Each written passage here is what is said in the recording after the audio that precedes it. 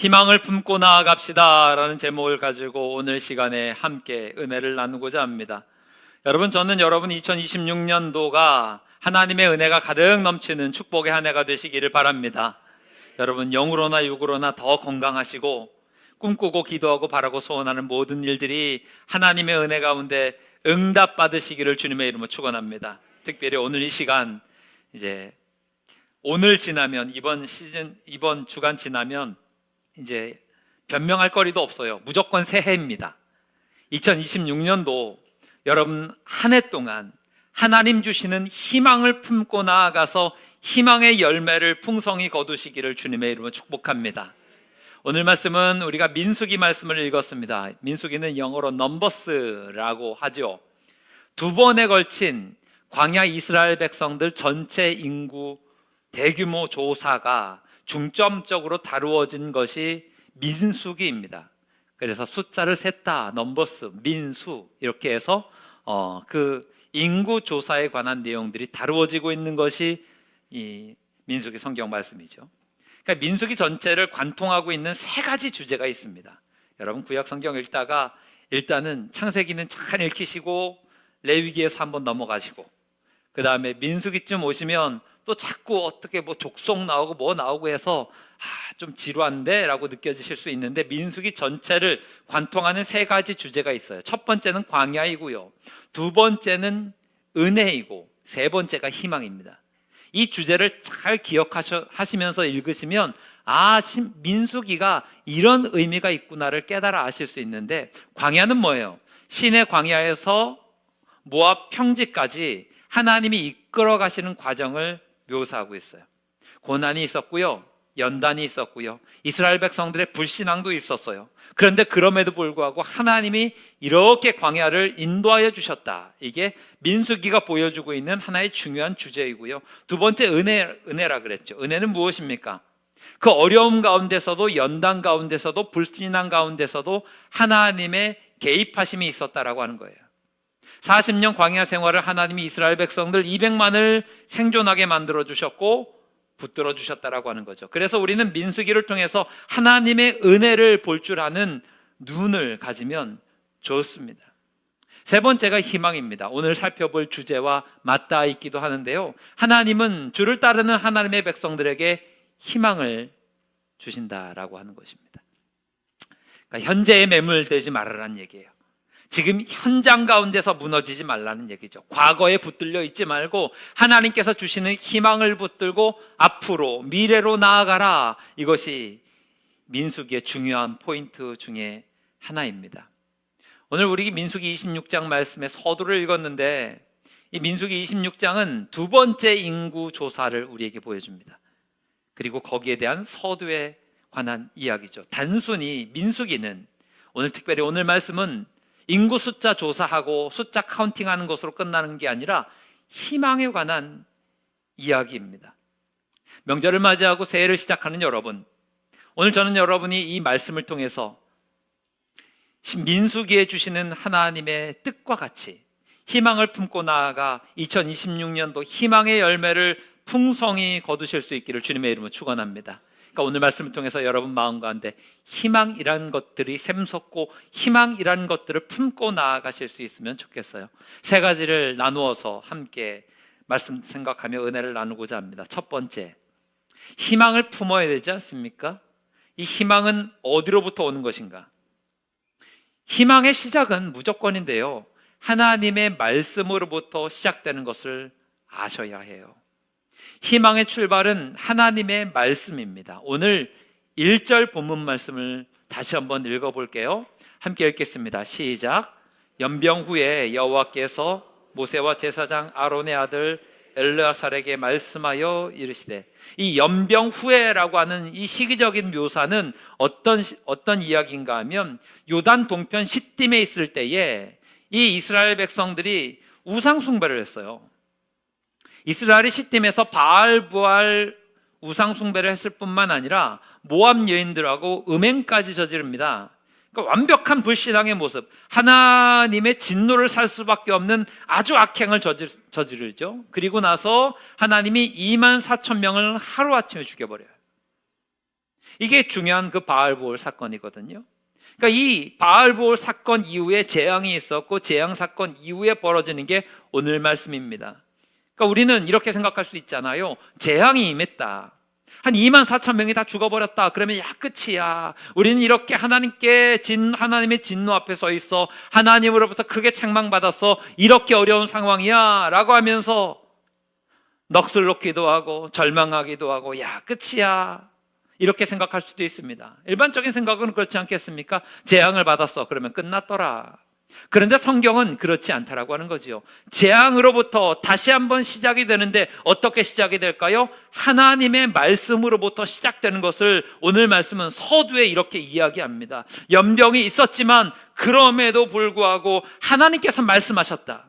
이것이 이스라엘의 제2막의 시작이었다라고 하는 것을 보여주고 있다라고 하는 것입니다. 오늘 예배드리는 여러분들 가운데 혹시 마음 가운데 낭망되시는 일을 만나신 분 계십니까? 내 뜻대로 인생이 풀리지 않고 참 힘들고 어렵다, 참 한숨이 나온다, 이런 생각 되시는 분 계십니까? 나는 끝이야, 더 이상 소망이 보이지 않아 라고 하시는 분들 계십니까? 건강이 무너지고 관계가 무너지고, 그게 연병 후에예요. 그럼에도 불구하고 하나님이 말씀하시면 여러분에게 희망이 생기고 새로운 시작이 열리게 될 것을 오늘 말씀이 보여주고 있거든요. 여러분에게도 이런 소망의 역사가 있게 되기를 주님의 이름으로 축원합니다. 우리의 인생이 어떻게 다시 시작됩니까? 하나님의 말씀이 들리면 우리는 새 소망과 희망을 가지고 나아갈 수 있어요. 무조건 고난 이후에 무조건 새롭게 시작할 수 있다, 이게 아니라 어느 순간인가 여러분 원리가 이렇습니다. 하나님의 말씀이 여러분 귀가 열리면서 들어와요. 여러분 마음 가운데 하나님의 말씀이 심기워져요. 딱딱 와서 들려요. 아, 이게 이런 뜻이었구나. 꿀송이처럼 달게 느껴져요. 믿음은 들음에서 난다고 하는데 정말로 하나님의 말씀이 내게 들려오기 시작하면 그때서부터 새 생명의 역사는 시작하게 된다라고 하는 것이죠. 그러므로 여러분 하나님의 말씀을 소홀히 여기지 마시기 바랍니다. 하나님의 말씀이 여러분에게 들려와서 하나라도 여러분 심기어지기 시작하면 그것이 소망이 되는 것이고, 그것이 여러분의 인생을 새로운 장으로 이끄는 하나님의 축복의 도구가 되는 것이죠. 그래서 마귀가 중점적으로 하는 일이 무엇입니까? 말씀 듣지 못하게 하는 일. 그러니까 교회는 나오는 거 괜찮아요. 교회에 와서 여러 가지 활동하는 것도 괜찮아요. 그런데 말씀 듣고 예배하는 일을 힘겹게 만드는 경우가 참 많습니다. 악한 마귀가, 그리고 세상이 하는 것들을 보십시오. 교회에서 구제하는 것에 관해서 아무도 뭐라 하지 않습니다. 교회가 어려운 일을 돕거나 또 어떤 선행을 하는 것 전혀 공격하지 않습니다. 주로 교회가 공격당하는 포인트 중에 하나가 무엇인가 하면 복음을 전하면 공격이 찾아오지요. 전도를 하면 사람들의 공격이 찾아오게 됩니다. 이유가 무엇입니까? 자꾸 그것을 반복하고 나아가면 말씀이 들리거든요. 그때서부터 역사가 나타나기 시작하거든요. 그러니까 계속해서 이것을 막는 거죠. 그러므로 여러분 믿음으로 소망을 가지고 희망을 가지고 나아가려면 반드시 기억하십시오. 여러분 안에 말씀을 담으시기를 바랍니다. 말씀이 들리는 여러분의 믿음의 삶이 되시기를 주님의 이름으로 축원합니다. 데살로니가전서 2장에도 나오는데 데살로니가 교회가 강점이 있습니다. 데살로니가 교회의 강점을 데살로니가 2장 13절은 이렇게 이야기하죠.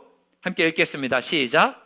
이러므로 우리가 하나님께 끊임없이 감사함은 너희가 우리에게 들은 바 하나님의 말씀을 받을 때에 사람의 말로 받지 아니하고 하나님의 말씀으로 받음이니 진실로 그러하도다. 이 말씀이 또한 너희 믿는 자 가운데서 역사하느니라. 아멘. 데살로니가 교회의 강점이 뭐예요? 하나님의 말씀에 왕성한 역사가 있었어요. 이유가 뭐예요? 사람의 말로 받지 않고 하나님의 말씀으로 받았어요. 이게 데살로니가 교회였어요. 그리고 마귀는 이것을 싫어합니다. 왜 싫어해요? 말씀이 들어오면 말씀이 나를 붙드는 것이고 말씀으로 말미암아 내가 희망을 품고 새롭게 나아갈 수 있기 때문에 그래요. 이게 우리에게 힘이 되기 때문에 그렇습니다. 시편 37편 13절은 이것을 이렇게 풀어서 우리에게 설명합니다. 성경의 관점은 동일합니다. 함께 읽겠습니다. 시작.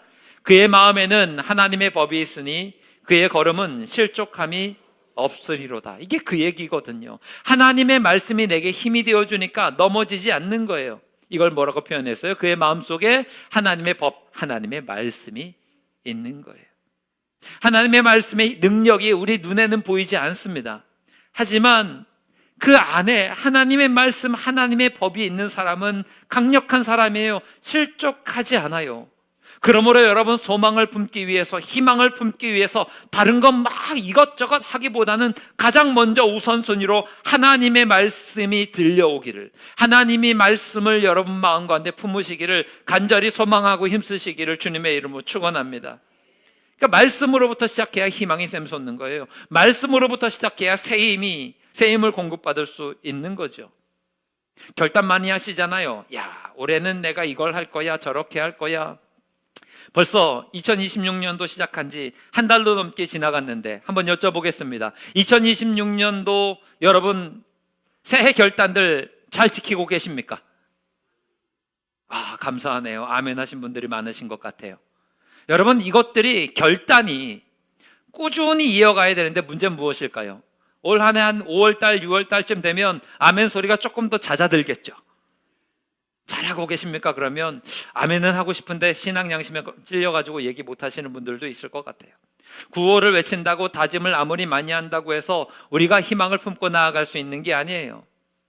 실제로 중요한 것이 무엇입니까? 하나님의 말씀이 내 안에 들려오고 심기워지고 이 말씀이 내 삶의 원리가 될 때 우리가 희망의 삶을 살아갈 수 있다라고 하는 것입니다.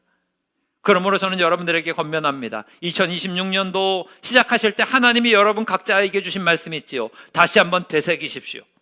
그것이 여러분의 희망의 근거가 되시기를 바랍니다. 그리고 그 말씀으로부터 새롭게 시작하고 나아가시기를 주님의 이름으로 축복합니다. 일반적으로 사람들은요, 무언가 변화되기 위해서는 환경이 좀 바뀌어야 된다고 생각하는 경향이 있습니다. 그래서 그거 있지 않나요? 학생들 공부할 때 내가 공부를 할 거야 마음 먹으면 가장 먼저 하는 게 뭘까요? 해보신 분들 다 아시죠? 책상 정리부터 시작합니다. 근데 일단 책상 정리하다가 짐 빠져서 공부를 못하긴 하는데, 내가 공부를 하겠다라고 하는 표현을 가지고 어떻게 하냐면 어지러웠던 책상을 하나씩 정리를 합니다. 여성분들 같으면 새로운 마음가짐을 뭘로 표현하세요? 이게 너무 뻔하네요, 그죠? 머리를 자르거나 헤어스타일을 바꾸시잖아요, 그죠? 남성분들은 좀 무섭죠. 갑자기 머리를 자르고 오면 뭔 일이 있다라고 하는 그런 그 변화를 감지할 때가 있습니다. 그러니까 환경을 바꾸면 내가 무언가 새롭게 나갈 수 있다라고 생각하는데, 저는 이것은 정답은 아닌 것 같습니다. 환경의 변화로 새롭게 나아갈 수 있다라고 하는 것을 대표적으로 보여주는 예가 맹모거든요. 다들 들어 아시죠? 맹모 삼천지교.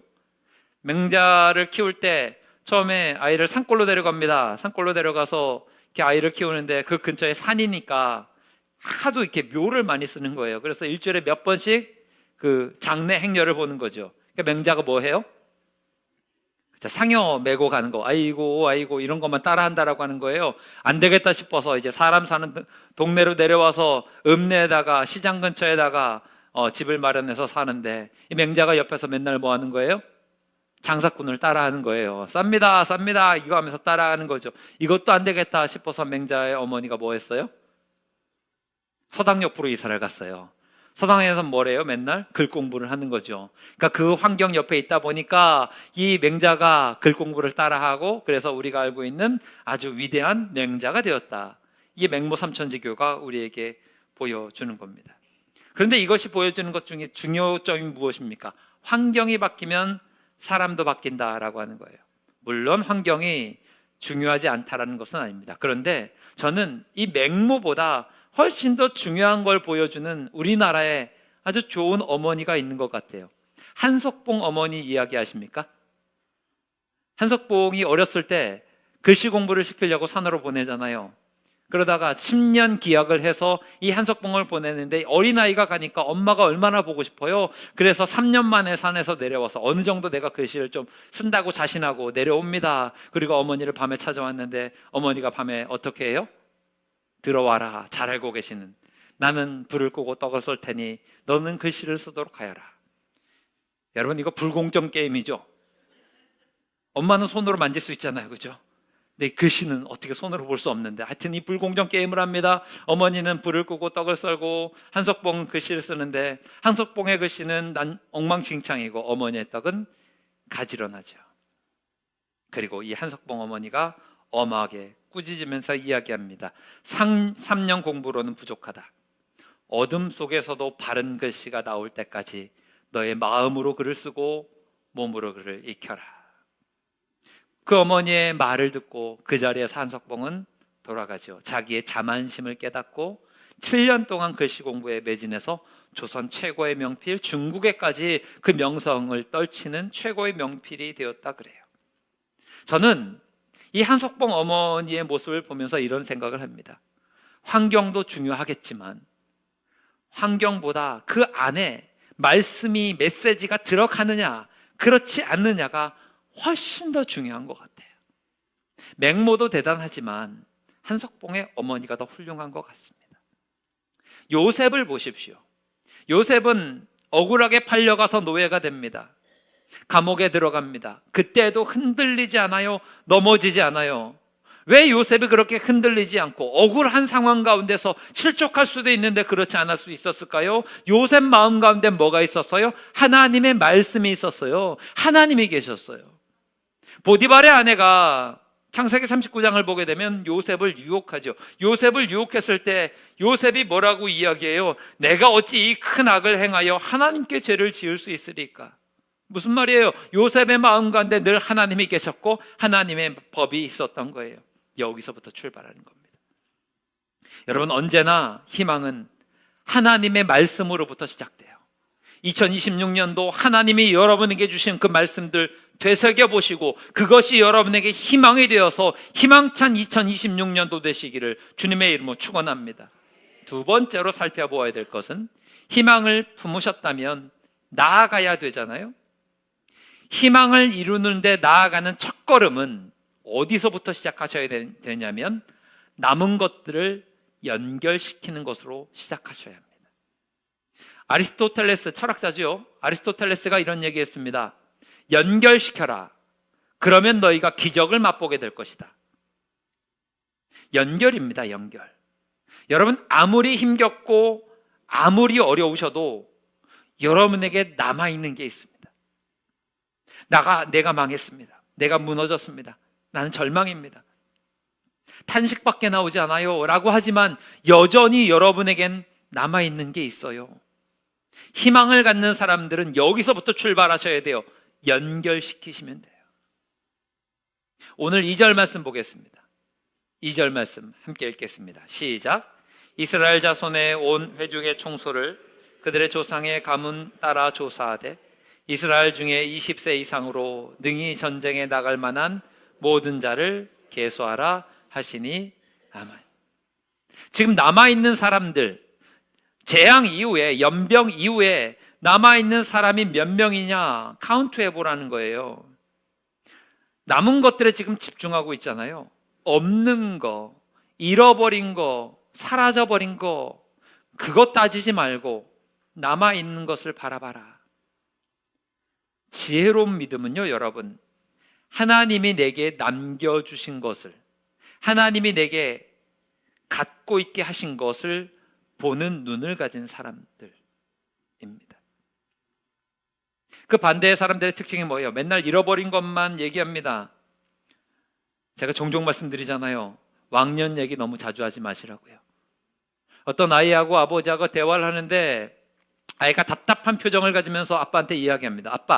아빠하고 얘기하는 거하고 내 친구들하고 얘기하는 거하고 차이가 있어. 뭔지 알아? 아빠가 아무리 얘기를 해도 답이 나오지 않으니까 답답한 마음에 얘기를 진행하다가 아니야, 틀렸어, 아니라고 하다가 자기가 답을 이야기해 줍니다. 아빠랑 얘기하면 맨날 옛날 얘기만 한대요. 옛날에 거기 가서 좋았지. 옛날에 우리 같이 뭐 먹으러 가서 맛있었지. 옛날에 너가 어땠는데 얼마나 예뻤는지 몰라. 옛날 얘기만 계속한대요. 친구들하고는 어떻게 되냐면 반대래요. 친구들이랑 얘기하면 이렇게 한대요. 우린 나중에 커서 뭐가 될 거야. 나는 나중에 무슨 일을 하고 싶어. 나는 어떻게 갈 거야. 나는 어디를 가고 싶어. 나는 적어도 무엇을 먹고 싶어. 앞으로에 관한 이야기를 계속하고 아버지하고 얘기하면 맨날 옛날 얘기만 한다라고 하는 거예요. 동일합니다, 여러분. 자꾸 왕년하지 마십시오. 알고 있습니다, 여러분. 왕년에 잘 나가신 거. 여러분 왕년에 꽃같이 아름다우셨던 거 다 알고 있습니다. 여러분 어디 젊으셨을 땐 사람들이 줄줄 좋아한다고 쫓아다니셨잖아요. 여러분 막 날라다니셨잖아요. 체력이 어마어마하셨잖아요. 돌을 씹어 먹어도 다 소화하셨죠? 아니에요? 네, 아니신 것 같습니다. 그래요. 과거의 이야기 그거 말고요, 하나님이 우리에게 남겨주신 꽤 좋은 것들을 연결시키십시오. 이게 희망을 가지고 나아가는 사람들의 첫걸음입니다. 이 민수기가요, 인구조사잖아요. 넘버스잖아요. 인구조사를 해봤어요. 첫 번째 인구조사를 했을 때는요, 60만 3,550명이 장정이에요. 이게 누구를 생각하면 20세 이상의 전쟁 가능한 숫자들. 그래서 60만 3,550명이 첫 번째 인구의 숫자입니다. 그런데 다시 조사한 게 오늘 민수기 26장 51절에 나와요. 두 번째 인구조사에서 몇 명이냐? 60만 1,730명이에요. 첫 번째 인구조사는 출애굽 1세대, 두 번째 인구조사는 출애굽 2세대, 20세 이상 전쟁에 나갈 수 있는 남자를 대상으로 조사했습니다. 출애굽 2년 뒤에 1차가 이루어졌고, 그 40년 후에 가나안 입성을 앞두고 출애굽 2세대를 조사를 했어요. 그런데 그 차이가 얼마냐? 1820명밖에 되지 않았다라고 하는 거예요. 전체가 200만이라고 생각하면 이스라엘 전체의 200만 중에, 아니면 보수적으로 생각해서 장정만 따졌을 때 60만 대를 생각을 해보면 1820명 준 거예요. 거의 줄지 않았어요. 그런데 사람들은 어떻게 느껴요? 연병이 있고 재앙이 있고 여러 가지 과정과 어려움이 있은 다음에 다 잃어버렸어. 출애굽 1세대들 다 죽어버렸으니까 끝난 거야 라고 생각하는 경우가 있는데, 실제적으로 따져보니까 1820명 줄었어요.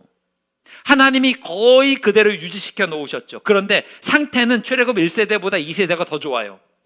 1세대는 노예 근성 가지고 있고 자꾸 애굽 얘기하고 막 이러는데 옛날 얘기 계속했다고요. 그런데 출애굽 2세대는 어떻게 해요? 앞으로의 이야기를 해요. 가나안 땅에 들어갈 이야기를 계속하고 있는 2세대를 만들어 놓으셨다고요.